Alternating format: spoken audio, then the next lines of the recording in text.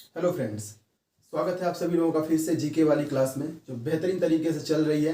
पहला class complete हो चुका है, दूसरा क्लास लेकर हम आपके सामने आए हैं जिसमें महत्वपूर्ण 10 क्वेश्चनों को शामिल किया गया है जो कहीं ना कहीं पेपर में जरूर पूछे गए हैं या फिर मैक्सिमम चांस है पूछे जाने की। तो चलिए बिना देरी किए शुरू करते हैं आज का क्लास। पहला क्वेश्चन क्या है आपके सामने, देखिए बोर्ड पे, जैन धर्म के प्रथम तीर्थकार कौन थे। बहुत बेहतरीन क्वेश्चन है ना। पिछले क्लास में हमने बताया था जैन धर्म के संस्थापक कौन है, अभी बता रहा है जैन धर्म के तीर्थकार कौन है। ध्यान दीजिए, तीर्थकार पूछ रहा है तो तीर्थकार कौन है जैन धर्म के प्रथम वाले, ध्यान से देखिएगा, ऋषभ देव ना। अब कौन, ऋषभ देव, ये प्रथम तीर्थकार हैं। इनका एक उपनाम भी है, क्या, आदिनाथ ना। आदिनाथ इनका उपनाम भी है। तो जैन धर्म के प्रथम तीर्थकार कौन है, ऋषभ देव। और क्वेश्चन क्या बन सकता है, द्वितीय वाला पूछ सकता है ना। तो द्वितीय वाला कौन है, अजीतनाथ। द्वितीय कौन है, अजीतनाथ। ये पहले वाले हैं और ये दूसरे तीर्थकार। और क्या पूछता है, कुल टोटल 24 तीर्थकार थे। देखिए क्वेश्चन, कुल टोटल कितने तीर्थकार, 24 तीर्थकार। तो पहला दूसरा पूछ लेता है और 23वां 24वां पूछता है। तो देखिए 23वां तीर्थकार कौन है, 23वां तीर्थकार है पार्श्वनाथ ना, जो बहुत मतलब आप लोग थोड़ा सा जान जाइए इनके बारे में। अश्वसेन, राजा अश्वसेन के ये पुत्र थे, कौन, पार्श्वनाथ। और ये कहाँ संबंधित हैं, वाराणसी। ध्यान दीजिए, वाराणसी, भाई काशी से संबंधित है। कौन, पार्श्वनाथ। किसके पुत्र है, राजा अश्वसेन के। कहाँ से संबंधित है, वाराणसी से। कौन से तीर्थकार है, 23वें नंबर वाले। 24वें नंबर वाले के बारे में जानना बहुत ही जरूरी है, क्यों, क्योंकि ये आखिरी थे ना, आखिरी थे। तो 24वें नंबर वाले कौन है, महावीर स्वामी ना, नाम सुने होंगे आप लोग, महावीर स्वामी। ठीक है, ये 24वें नंबर वाले तीर्थकार थे। ठीक, और ये संबंधित कहाँ से थे, वैशाली। ध्यान दीजिए, वैशाली कुंडलग्राम ना, कुंडलग्राम से संबंधित है। कौन, महावीर स्वामी। और इनका जन्म 540 बीसी में हुआ था ना, यानी 540 ईसा पूर्व हुआ था इनका जन्म। किसका, महावीर स्वामी का। ये आखिरी जैन धर्म के तीर्थकार थे, 24वें नंबर वाले। कहाँ के रहने वाले थे, कुंडलग्राम वैशाली के। तो क्या पूछा है क्वेश्चन में कि प्रथम तीर्थकार कौन है, तो प्रथम तीर्थकार कौन हो गए, ऋषभ देव। इनका उपनाम क्या था, आदिनाथ। चलिए अगला क्वेश्चन देखते हैं। अगला क्वेश्चन ध्यान दीजिए, अगला क्वेश्चन कह रहा है लाख बख्श के नाम से किसे जाना जाता है। बहुत बेहतरीन चीज है ना। ये कहाँ से संबंधित है, गुलाम मोहन से संबंधित है। ध्यान दीजिएगा, लाख बख्श के नाम से किसे जाना जाता है, लाख बख्श के नाम से कुतुबुद्दीन ऐबक ना। किसको, कुतुबुद्दीन ऐबक को जाना जाता है। ध्यान दीजिए, इस व्यक्ति की थोड़ी कहानी की बात कर लेते हैं। कुतुबुद्दीन ऐबक किसका, मोहम्मद गोरी का ये कमांडर, मतलब एक प्रकार समझिए गुलाम था लेकिन बाद में कमांडर बना लिया। तो क्या था, मोहम्मद गोरी का ये गुलाम था। कौन, कुतुबुद्दीन ऐबक। ठीक है, अब बात कर ले और कुतुबुद्दीन ऐबक के बारे में। इसने क्या किया, कुतुब मीनार है ना, कुतुब मीनार कहाँ पे, दिल्ली में। काम शुरू करवाया किसने, कुतुबुद्दीन ऐबक ने। लेकिन आखिरी काम पूरा किसने कराया, इल्तुतमिश ने ना। ध्यान दीजिएगा, इल्तुतमिश। ठीक, इल्तुतमिश ने पूरा काम करवाया। शुरुआत किसने कराया था, कुतुबुद्दीन ऐबक ने। काम को पूरा किसने कराया, इल्तुतमिश ने। तो क्या पूछ रहा है, लाख बख्श के नाम से किसे जाना था, कुतुबुद्दीन ऐबक। एक कहानी और है इसकी, क्या चीज, कि ये चौगान है ना, चौगान। ठीक है, यानी कि पोलो खेल जो हॉकी स्टिक से खेलते हैं वो वाली चीज। तो वो उसको खेलते वक्त घोड़े से गिरने पे ही इसकी मृत्यु हो गई थी। मतलब एक्चुअली घोड़े से गिरा तो घायल हुआ था, कुछ समय बाद इसकी मृत्यु हो गई। तो ध्यान दीजिएगा, कभी कभी पूछता है चौगान खेलते वक्त किसकी मृत्यु हुई थी, तो कुतुबुद्दीन ऐबक की। और ये कुतुबुद्दीन ऐबक कौन था, मोहम्मद गोरी का गुलाम था। और कुतुब मीनार का काम इसने पूरा करवा, मतलब स्टार्ट करवा दिया था, इल्तुतमिश ने पूरा करवाया था। ध्यान दीजिएगा, तो इल्तुतमिश की कहानी, इल्तुतमिश कौन था। अब इल्तुतमिश कौन था, ध्यान समझिएगा। इल्तुतमिश कुतुबुद्दीन ऐबक का ही गुलाम था। ध्यान दीजिए, ध्यान सुनिए, कुतुबुद्दीन ऐबक का ही गुलाम था। और कुतुबुद्दीन ऐबक की बिटिया से ही शादी करके कुतुबुद्दीन ऐबक का ही दामाद बन गया था। ध्यान दीजिएगा, फिर तख्त पे कौन बैठा था, इल्तुतमिश बैठा था। ठीक, और कुतुबुद्दीन ऐबक क्या था, गुलाम वंश का संस्थापक। ध्यान दीजिएगा, गुलाम वंश का संस्थापक। दो वर्ड हम बोलने जा रहे हैं, गुलाम वंश का संस्थापक पूछेगा तो कुतुबुद्दीन ऐबक। अगर वास्तविक संस्थापक पूछेगा दिल्ली सल्तनत का तो इल्तुतमिश बाद में आया, लेकिन मेन संस्थापक किसे माना जाता है, इल्तुतमिश को। ठीक है, कुतुबुद्दीन ऐबक की बात हो गई। तो इसका लाख बख्श के नाम से किसे जाना जाता है, कुतुबुद्दीन ऐबक को। गयासुद्दीन बलबन की बात कर ले तो ये वही व्यक्ति है, ध्यान से समझिएगा, गुलाम वंश से ये भी संबंधित है। गयासुद्दीन बलबन भी, ये भी बहुत बढ़िया काम करके गया था। अपने नाम से क्वाइन एक जारी किया था, मतलब बलबनी क्वाइन, यानी बलबनी सिक्का जारी किया था। किसने, गयासुद्दीन बलबन ने। ठीक, अलाउद्दीन खिलजी की अगर बात कर ले तो ये खिलजी वंश से संबंधित है। कौन, अलाउद्दीन खिलजी। काम क्या किया इसने, बहुत बेहतरीन काम किया ना, बहुत बेहतरीन काम। जैसे यही वो व्यक्ति है जिसने सेना भर्ती स्टार्ट किया ना। जो आज सेना में भर्ती देखते हैं ना, स्टार्ट किसने किया? अलाउद्दीन खिलजी ने। इसके पहले, जब अलाउद्दीन खिलजी से पहले की क्या कहानियां थी कि लोग सेना नहीं रखते थे, राजा ऐसे ही सबको लेके चल देते थे लड़ने ना, ठीक है। सुल्तान ऐसे ही चल देता था, सबको गांव में लेके सबको लड़ने लेके चल देता था। लेकिन ऐसा नहीं, अलाउद्दीन खिलजी ने क्या किया? सेना भर्ती शुरू कराया। दाग प्रथा इसने शुरू कराया। दाग प्रथा, हुलिया प्रथा और सेना भर्ती किसने शुरू किया? इसी ने। और एक चीज और, मार्केट कंट्रोलिंग सिस्टम भी किसने लॉन्च किया? अलाउद्दीन खिलजी। 3-4 चीज लिख लीजिए। मार्केट कंट्रोलिंग सिस्टम, ठीक, दूसरा दाग प्रथा, हुलिया प्रथा, और चौथा सेना भर्ती भी किसने स्टार्ट कराया? अलाउद्दीन खिलजी ने। तो क्वेश्चन क्या पूछा गया? तो लाख बख्श के नाम से, तो लाख बख्श के नाम से कुतुबुद्दीन ऐबक जाना जाता है। चलिए अगला क्वेश्चन देखते हैं। अगला क्वेश्चन ध्यान दीजिए, कह रहा है पाल वंश की स्थापना किसके द्वारा किया गया था? ध्यान दीजिए, बहुत महत्वपूर्ण क्वेश्चन है ना, नाम से ही क्लियर हो जाएगा। पाल वंश, ठीक है, गोपाल, ठीक है, पाल वंश के स्थापना किसने की? गोपाल ने। ध्यान दीजिएगा। लेकिन अगर बात कर ले किसकी? सामंत की ना, तो ये सेन वंश के संस्थापक है। कौन से वंश? सेन वंश के संस्थापक। विजयलाल की बात कर ले तो चोल वंश के संस्थापक। विजयलाल क्या है? चोल वंश के संस्थापक। सामंत क्या है? सेन वंश के संस्थापक गोपाल। पाल वंश के संस्थापक श्रीगुप्त की बात कर ले तो गुप्त वंश के संस्थापक गुप्त वंश के संस्थापक श्रीगुप्त। तो क्वेश्चन क्या पूछा था? पाल वंश के स्थापना किसने किया या कौन संस्थापक है? तो पाल वंश का गोपाल। ध्यान दीजिएगा, इसका करेक्ट आंसर ऑप्शन नंबर 3 हो जाएगा। चलिए अगला क्वेश्चन देखिए। अगला क्वेश्चन ध्यान दीजिए, चौथा क्वेश्चन है, महमूद गजनी कहाँ का शासक था? कहीं कहीं आप लोग इसका नाम पढ़ेंगे महमूद गजनवी ना, तो बात एक ही है, गजनवी या गजनी, ठीक है, दोनों नाम से मतलब प्रसिद्ध है। महमूद गजनी की बात कर ले रहे हैं। कहाँ का शासक है ये? गजनी का शासक है। कहाँ का शासक है? गजनी का शासक था, ठीक है मतलब था ही। कब गद्दी पे बैठा और इसके पिता का नाम की बात कर ले, सुबुक्तगिर, है ना। पिता का नाम क्या था? सुबुक्तगिर। कब तख्त पे ये बैठता है गजनी के, और इसका जन्म कब होता है वो ध्यान दीजिए। 971 ईस्वी में इसका जन्म होता है। 971 एडी में जन्म होता है और 998 एडी में 998 एडी में यह तख्त पे बैठ जाता है ना। 971 ईस्वी में जन्म होता है इसका और 998 एडी में ये तख्त पे बैठता है। कहाँ के? गजनी के तख्त पे बैठ जाता है। यानी ध्यान दीजिएगा, बहुत बेहतरीन चीज इसलिए है क्योंकि सुबुक्तगिन को ही मार के ये तख्त पे बैठता है। सुबुक्तगिन को मार देता है, अपने पिता को मार के तख्त पे बैठ जाता है। कब? 998 एडी में। कब जन्म लिया? 971 एडी में। देखिए कितना का अंतर है, 17 साल। यानी 17 साल की उम्र का था तभी ये तख्त पे बैठ गया। कब? 998 एडी में। अगली बात, खास बात देखिए, 17 साल की उम्र का था और 17 बार भारत पे आक्रमण किया। कितनी बार? 17 बार भारत पे आक्रमण किया था। सबसे मेन आप कब से स्टार्ट किया था? 1000 एडी से ना। हाँ, 1000 ईस्वी से भारत पे आक्रमण करना स्टार्ट किया था और कब तक लूटा भारत को? 1027 एडी तक ना। फाइनली 1027 एडी में ये मारा जाता है। 1000 एडी से लूटना स्टार्ट किया किसे? भारत को। कितनी बार लूटा? 17 बार लूटा। 17 साल की उम्र में ही तख्त पे बैठ गया और 17 साल की उम्र में सोचिए तख्त पे बैठने वाला शासक भी बन गया। कौन? महमूद गजनवी। सबसे बेहतरीन इसका आक्रमण कहाँ पे था? 1025 एडी। नोट डाउन करके लिखिए, 1025 एडी में कहाँ पे? सोमनाथ के मंदिर पे ना। हाँ, सोमनाथ का मंदिर पे आक्रमण किया था। कब? 1025 एडी में। बहुत काट मार किया, पूरा मंदिर को ही लूट के लेके चला गया। कब? 1025 एडी में। कहाँ पे किया? सोमनाथ के मंदिर पे। कितनी बार टोटल आक्रमण किया? 17 बार। किसका पुत्र था? सुबुक्तगिन का। कहाँ का शासक था? गजनी का। तख्त पे कब बैठा? 998 एडी में। कब जन्म लिया? 971 एडी में। बहुत सारे क्वेश्चन, कब से स्टार्ट किया आक्रमण? 1000 एडी से। तो क्वेश्चन क्या पूछा है? गजनी, महमूद गजनी कहाँ का शासक था? तो गजनी का शासक था। कौन?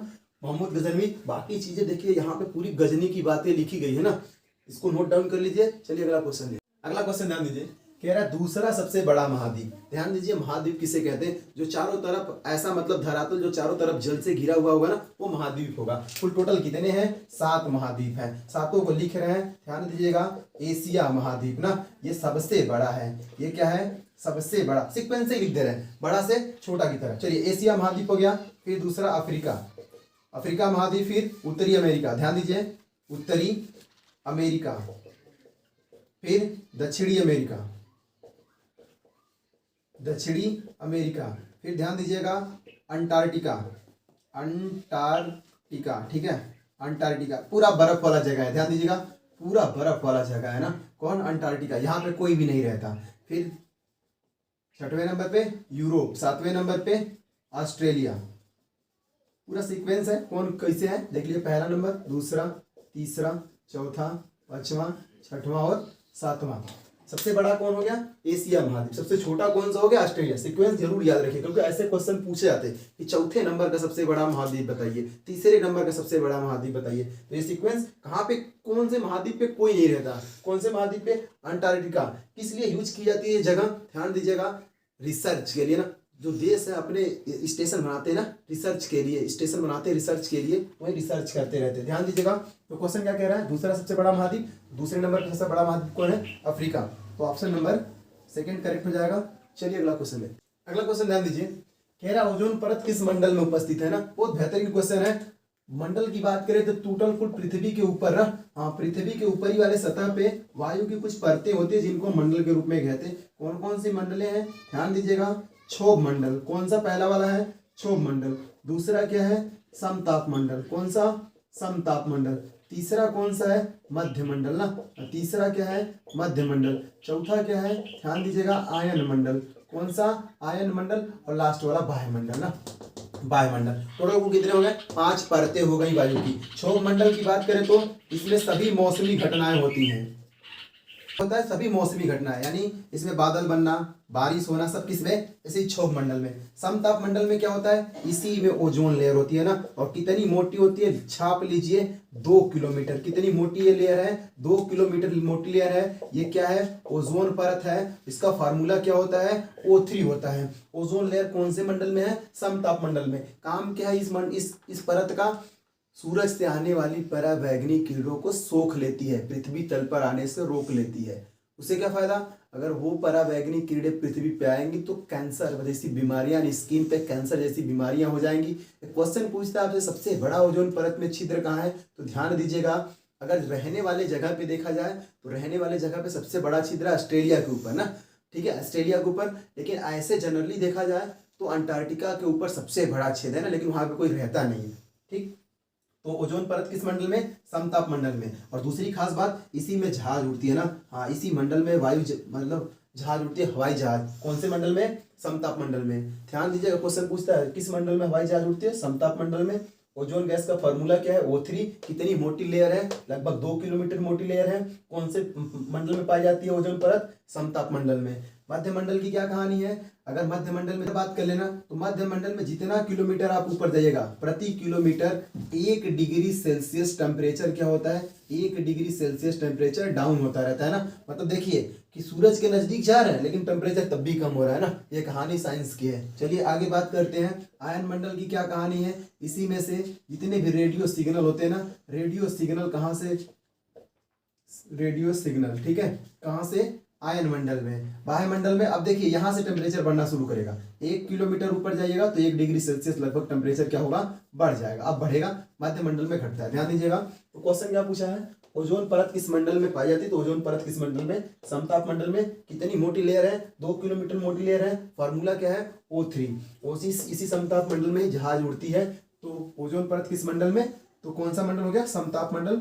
ऑप्शन नंबर 3 इसका राइट हो जाएगा। चलिए अगला क्वेश्चन देखते हैं। अगला क्वेश्चन ध्यान दीजिए, कह रहा है संविधान संशोधन की प्रक्रिया किस देश से लिया गया है ना। संविधान संशोधन यानी संविधान में बदलाव हो सकता है। पहली बात यह कि किस अनुच्छेद में ये बात कही गई है ना, हाँ, किस अनुच्छेद में ये बात बोली गई है? तो ध्यान दीजिएगा, 368 है ना, 368 आर्टिकल 362 में बताया गया है कि संविधान में भी संशोधन किया जा सकता है। चलिए बात कर लेते हैं, आयरलैंड से क्या लिया गया है? DPSP ना, DPSP यानी राज्य के नीति निर्देशक तत्व। कहाँ से लिया गया है? आयरलैंड से। पूर्व सोवियत संघ की बात कर ले तो पूर्व सोवियत संघ से मूल कर्तव्य है ना, हाँ, मूल कर्तव्य कहाँ से लिया गया है? पूर्व सोवियत संघ से। दक्षिण अफ्रीका की बात कर ले तो यहीं से क्या लिया गया? संविधान संशोधन की प्रक्रिया कहाँ से? दक्षिण अफ्रीका से। जर्मनी की बात कर ले तो आपातकालीन उपबंध है ना, आपातकालीन उपबंध कहाँ से लिया गया है? जर्मनी से। तो संविधान संशोधन की प्रक्रिया कहाँ से? दक्षिण अफ्रीका, यानी दक्षिण अफ्रीका के संविधान से ये पाया गया कि संविधान में भी संशोधन कर सकते हैं, तो वहां से ये चीजें ली गई। और कौन से आर्टिकल में लिखा गया है? 368 में। तो इस क्वेश्चन का करेक्ट आंसर क्या हो जाएगा? Option number 3। चलिए अगला क्वेश्चन। अगला क्वेश्चन ध्यान दीजिए, कह रहा है सबसे कम उम्र में नोबेल पुरस्कार प्राप्त करने वाले व्यक्ति हैं। ध्यान दीजिएगा, अगर नोबेल पुरस्कार की बात करें ना, कौन से पुरस्कार की? नोबेल पुरस्कार, ठीक है, नोबेल पुरस्कार हर साल ये 10 दिसंबर को दिए जाते हैं ना, हर साल 10 दिसंबर को प्रदान किया जाता है। और ये स्टार्ट कब से हुआ? 1901 में। किसके द्वारा? Alfred Nobel. ध्यान दीजिएगा, अल्फ्रेड नोबल वही व्यक्ति जो डायनामाइट के आविष्कारक थे। किसके आविष्कारक थे? डायनामाइट के। ठीक, लेकिन इनके मरने के पश्चात, ध्यान दीजिएगा, इनके मृत्यु के पश्चात ये पुरस्कार देना स्टार्ट किया गया। जितनी इनकी संपत्ति थी उसी संपत्ति को पुरस्कार के रूप में कन्वर्ट करके देना स्टार्ट कर दिया गया। कब से? 1901 में। ठीक है, स्टार्ट हो गया था। ध्यान दीजिएगा, कब दिया जाता है? प्रत्येक वर्ष 10 दिसंबर को। कितने क्षेत्रों में दिया जाता है? तो टोटल 6 क्षेत्र हैं। ध्यान दीजिए, चिकित्सा के क्षेत्र में, रसायन के क्षेत्र में, भौतिकी के क्षेत्र में, चिकित्सा हो गया, रसायन हो गया, भौतिकी हो गया, साहित्य के क्षेत्र में, शांति के क्षेत्र में, चिकित्सा, रसायन, भौतिकी, साहित्य, शांति हो गया। अब अर्थशास्त्र। हाँ, 6 क्षेत्रों में दिया जाता है। कितने? 6 क्षेत्रों में दिया जाता है ये नोबेल पुरस्कार। चिकित्सा के क्षेत्र में, रसायन क्षेत्र में, भौतिकी, साहित्य, शांति और अर्थशास्त्र के क्षेत्र में। तो ध्यान दीजिएगा, जो सबसे कम उम्र की महिला है, कितने साल की? 17 साल ना। कब मिला इनको? 2014 में। कौन है? मलाला यूसुफजई ना, मलाला यूसुफजई। ठीक है, मलाला यूसुफजई कहाँ की रहने वाली है? पाकिस्तान की। ठीक है, मलाला सबसे कम उम्र में, 17 साल की उम्र में इन्हें शांति के लिए नोबेल पुरस्कार से सम्मानित किया गया 2014 में। सबसे कम उम्र कौन? मलाला यूसुफजई। क्वेश्चन ये पूछा था। अगर ये पूछता पुरुष वर्ग में सबसे कम उम्र, तो ध्यान दीजिएगा 25 साल के थे लॉरेंस ब्रैग, इन्हें मिला था नोबेल पुरस्कार। फीमेल में मलाला यूसुफजई, पुरुष में लॉरेंस ब्रैग। ध्यान दीजिएगा, और जॉन गुडाइनफ की बात कर लें तो ये वही व्यक्ति जो सबसे ज्यादा उम्र में नोबेल पुरस्कार पाए। कब? 90 वर्ष की उम्र में ना। ठीक है, मैडम क्यूरी की बात कर लें तो अभी तक देखिए 4 लोग ऐसे हैं जिनको 2 बार नोबेल पुरस्कार मिला। कितने लोग? 4 लोग। और उनमें सबसे पहले कौन है? Madam Curie. इन्हें 2 बार नोबेल पुरस्कार मिला। ठीक है, मैडम क्यूरी को सबसे पहले 2 बार नोबेल पुरस्कार किसे मिला? मैडम क्यूरी को। कितने लोगों को 2 बार नोबेल पुरस्कार मिल चुका है? 4 लोगों को। तो इस क्वेश्चन का राइट आंसर क्या होगा? मलाला यूसुफजई। चलिए अगला क्वेश्चन है।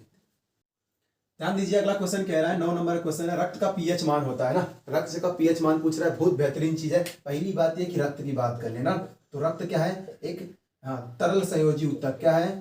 तरल संयोजी ऊतक। क्या है? रक्त। ध्यान दीजिएगा, एकदम बेहतरीन चीज। तरल संयोजी ऊतक यानी लिक्विड कनेक्टिंग टिश्यू है। क्या चीज? रक्त। ध्यान से समझिएगा। और रक्त क्या होता है? क्षारीय होता है। ये क्या होता है? ये क्षारीय होता है। कितना पीएच वैल्यू होती है? 7.4। अगर कोई, देखिए पीएच वैल्यू कहाँ से चलती है? 0 से लेके 14 तक। ध्यान दीजिएगा, बीच में पॉइंट क्या होता है? 7। और जिसकी पीएच वैल्यू 7 वो उदासीन द्रव होता है ना।